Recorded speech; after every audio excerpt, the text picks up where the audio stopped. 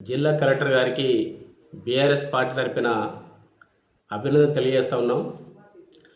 Cotton corporation of India CCI మరొక వారం రోజులు రైతుల పత్తి పట్టను కొనుగోలు చేయడం కోసం అనుమతులు తీసుకురావడం చాలా అభినందనీయం. మేము గత 17 తారీఖు నాడు బీఆర్ఎస్ పార్టీ జిల్లా అధ్యక్షులు మాజీ మంత్రి జోగురామన్న గారి నేతృత్వంలో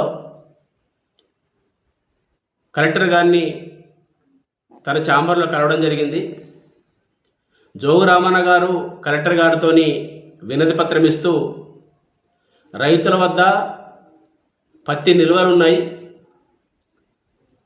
లేటు క్రాప్ కావడం వల్ల పత్తి కొంత ఏర దశలో కూడా ఉన్నది, కొంతమంది రైతులు పత్తికి డిమాండ్ పెరుగుతుందన్నటువంటి ఆశతోని ఇళ్లల్లో నిల్వ చేసుకున్నారు. కాబట్టి ఇవాళ CCI ఫిబ్రవరి 20 వరకే కొనుగోలు చేస్తుందని చెప్పి అధికారులు ప్రకటించడం వల్ల రైతులు అయోమయంలో ఉన్నారు. కాబట్టి మార్చి 31 వరకు రైతుల వద్ద ఉన్నటువంటి నిల్వ పత్తిని కొనుగోలు చేయాలని చెప్పి దానికి అనుమతి తీసుకురావాలని చెప్పి జోగురామన్న గారు కలెక్టర్ గారికి వినతి పత్రం ఇచ్చి మాట్లాడడం జరిగింది. ఈ సందర్భంగా కలెక్టర్ గారు స్పందిస్తూ ఖచ్చితంగా నేను లేఖ రాస్తాను, రాష్ట్ర ప్రభుత్వానికి కేంద్ర ప్రభుత్వానికి లేఖ రాస్తాను, మార్చి 20 కల్లా కొనుగోలు చేయాలని చెప్పి నేను అనుమతి అడుగుతాను అని చెప్పడంతో జోగురామన్న గారు మార్చి 31 వరకు దాన్ని అనుమతి తీసుకొస్తే బాగుంటుంది సార్, రైతుల దగ్గర ఇప్పుడే ఇంకా కొంత పత్తి ఏరు దశలో ఉంది కాబట్టి ఈ వారం 10 రోజుల సమయం సరిపోదు అని చెప్పడం వల్ల కలెక్టర్ గారు స్పందించి నేను ప్రయత్నం చేస్తాను, ఖచ్చితంగా మార్చి 31 వరకు కొనుగోలు కోసం నేను లేఖ రాస్తానని చెప్పారు. తను లేఖ రాయడం వల్ల బీఆర్ఎస్ పార్టీ కృషి వల్ల జోగురామన్న గారి యొక్క కృషి వల్ల ఇవాళ ఈ వారం రోజులు పత్తి కొనుగోలు విషయంలో అనుమతి రావడం అనేది జరిగింది.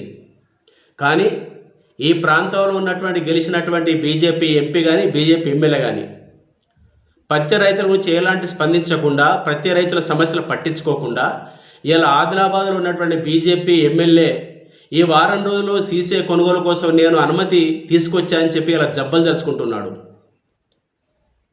నిజంగా పాయలశంకర్ గారికి ఒకటే నేను సూటిగా చెప్పాల్చుకున్నా, వాస్తవంగా ఈ వారం రోజులు అనుమతి తీసుకురావడానికి నువ్వు కారణమైతే మార్చి 31 వరకల్లా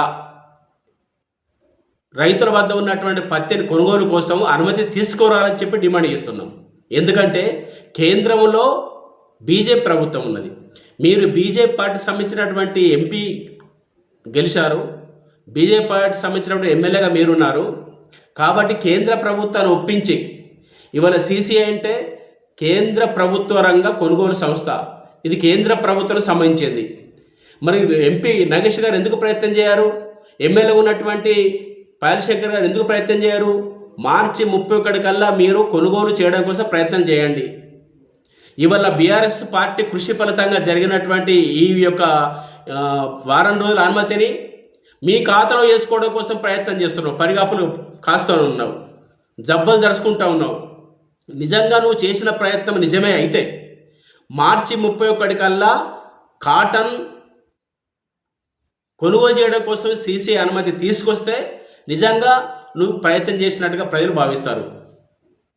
కానీ ఆ ప్రయత్నం చేయకుండా నువ్వు కేవలము బీఆర్ఎస్ పార్టీ జోగురామన్న గారి నాయకత్వంలో జరిగినటువంటి కృషిని, కలెక్టర్ గారు చేసిన కృషిని నీ ఖాతాలో వేసుకోవడం కోసం ప్రయత్నం చేస్తున్నారు. ఇది కరెక్ట్ కాదు.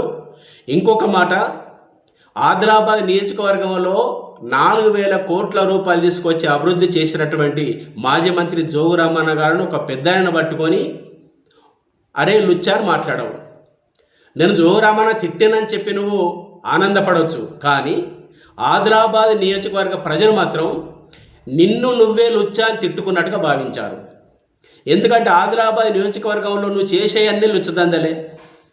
ఆదిలాబాద్ నియోజకవర్గంలో ఒక్క అచ్చకాం చేసినటువంటి దాఖలాలు లేవు.